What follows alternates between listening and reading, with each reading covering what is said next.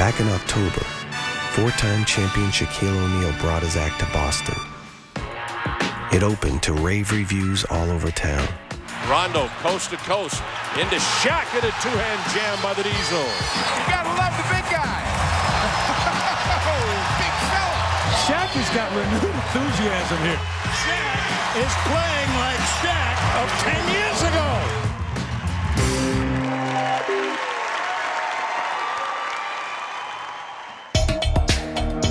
Shaq made an impact early on, before his aging body betrayed him. An Achilles injury cost him all but the first game in February in the entire month of March. Coming in and young and putting up big numbers, I always thought I would be invincible. O'Neal, diving, saving. It's just that at 39, when you get a neck injury, you know, it takes longer. And every 39-year-old just knows this. There's probably a guy in the office right now, 39, like, damn, that pain won't go away. When I was 29, it went away. It's just, you know, it's life.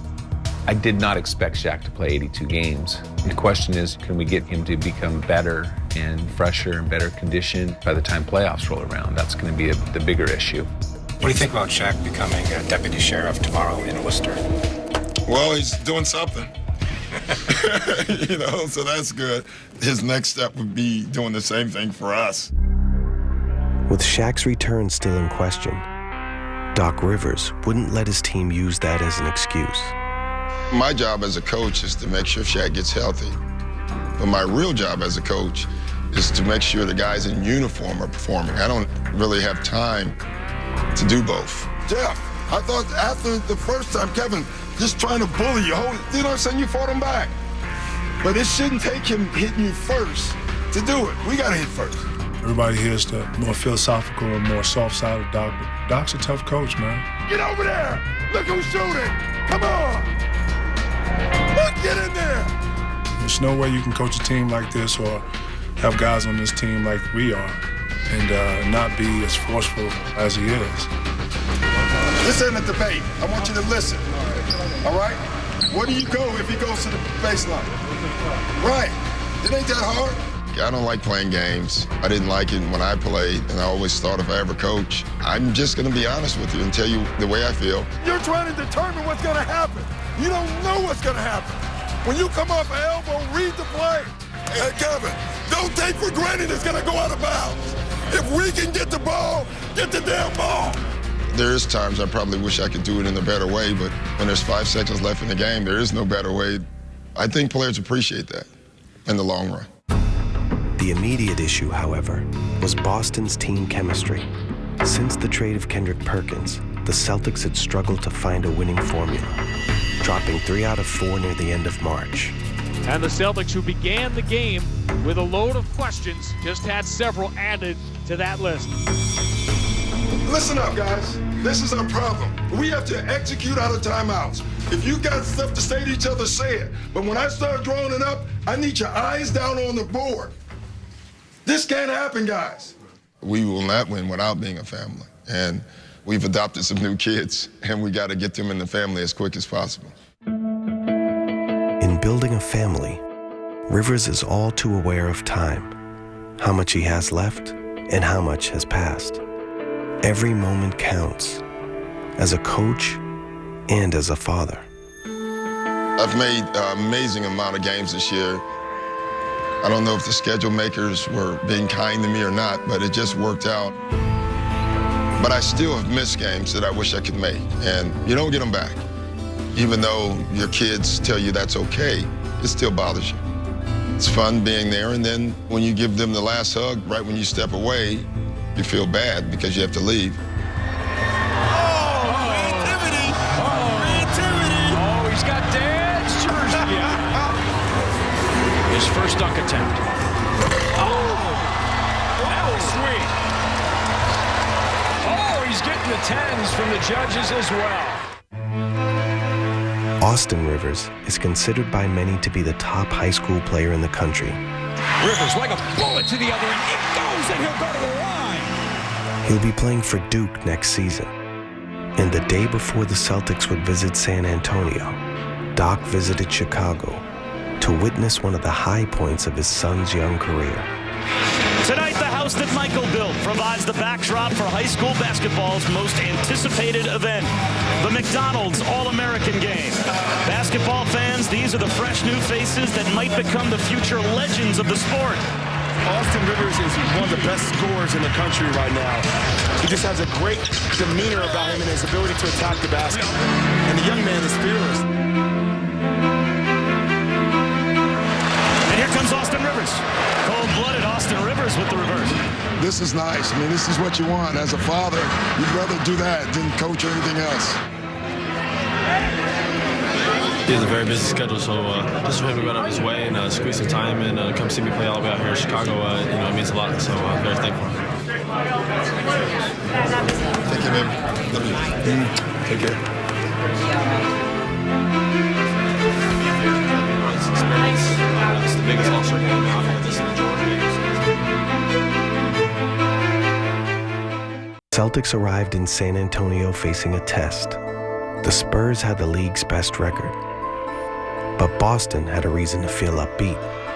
While the team still awaited Shaquille O'Neal's return, fellow big man Jermaine O'Neal would be making his first appearance since early January.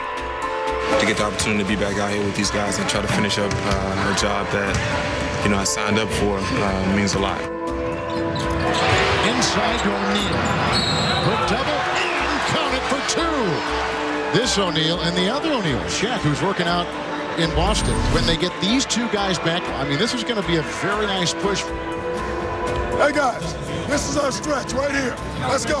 1, 2, 3. Defense. Rajon Rondo had been inconsistent since the trade, but he was on his game against the Spurs, and the C's rolled to a 10-point win.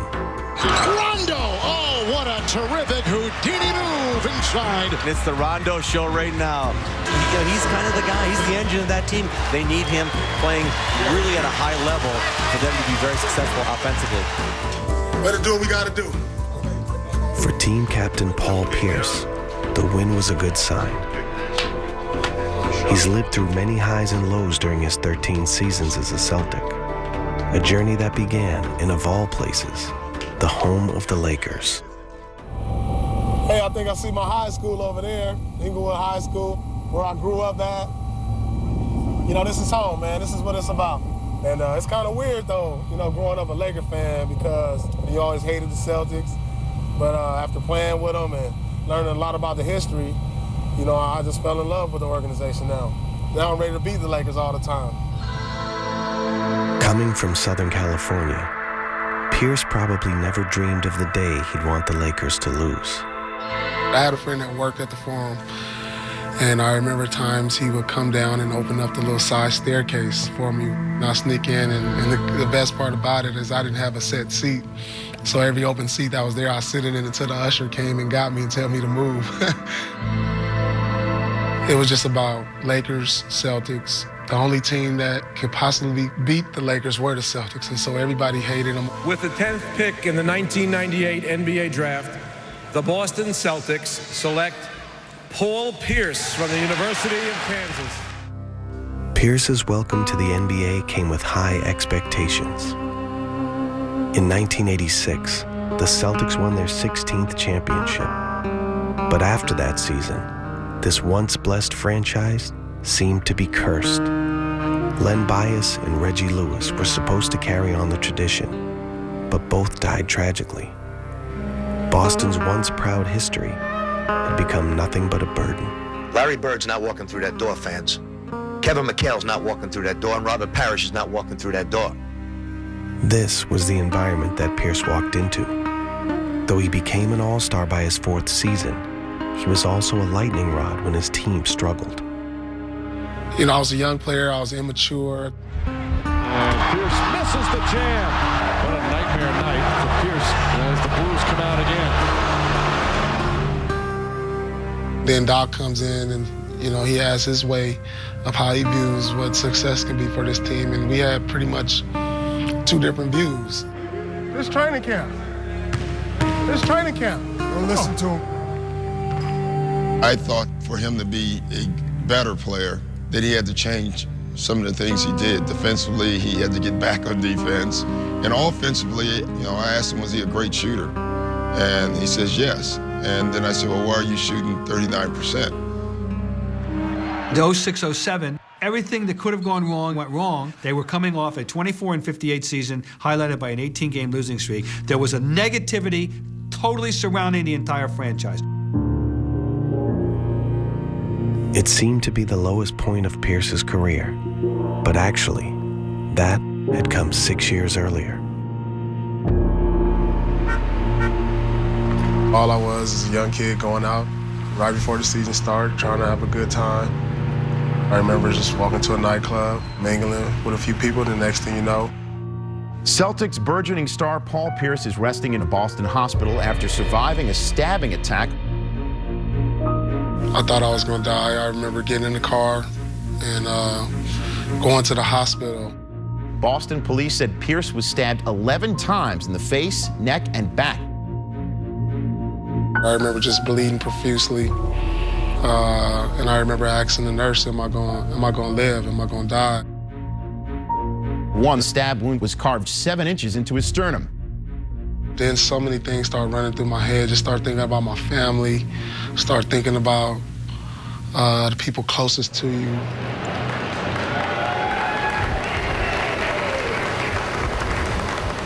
Just like to tell everybody I feel good, and I can't wait to get back out on the basketball court, join my Celtic teammates. This just made me a stronger person. It's made me a better person. I don't take people or things for granted anymore, because just like that, I know they can all end. This proposed trade has been agreed to and will occur. Seattle will send Ray Allen to Boston. This is a blockbuster trade. It's been talked about for years. KG, he's going to the Boston Celtics. Paul Pierce had heavy shoes to fill and high expectations. He's endured a lot the last few years, and I'm glad he's here with us today to experience some of the hope. Pierce had been given another second chance. After persevering through tough times, his career was about to undergo a revival. Pierce again splits the trap, drives right down the middle, scoops it off the window and in. Pierce is chewing him up here in Game 7. The 2008 season would be nothing short of incredible. The team pulled off the best turnaround in league history, and Pierce was the star of the NBA Finals. Pierce moving to his right, pull-up elbow jumper, got another one! Paul Pierce continuing to throw him down. Paul Pierce, magnificent. The longtime Celtic coming through in certainly the biggest games of his life. Game, set, match, season, championship. It was the happiest day of accomplishment in my life. The Celtics swarm the floor. It is the end of a 22-year odyssey. You think about so many things that's made you stronger. 10 long years, baby. We done finally arrived. 10 hard years. Blood, sweat, and tears. Blood, sweat, and tears. It was just all the emotions, all the things that I've been through in basketball and in my life flashed before my eyes. It is the truth. The MVP of the 2008 NBA Finals is Paul Pierce. That one moment, me seeing the banner raised and me accepting the ring was just the ultimate feeling.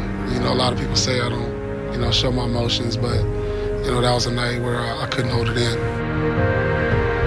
I know the road that I took wasn't an easy one, but if I had to do it all over again, I'd take the exact same route.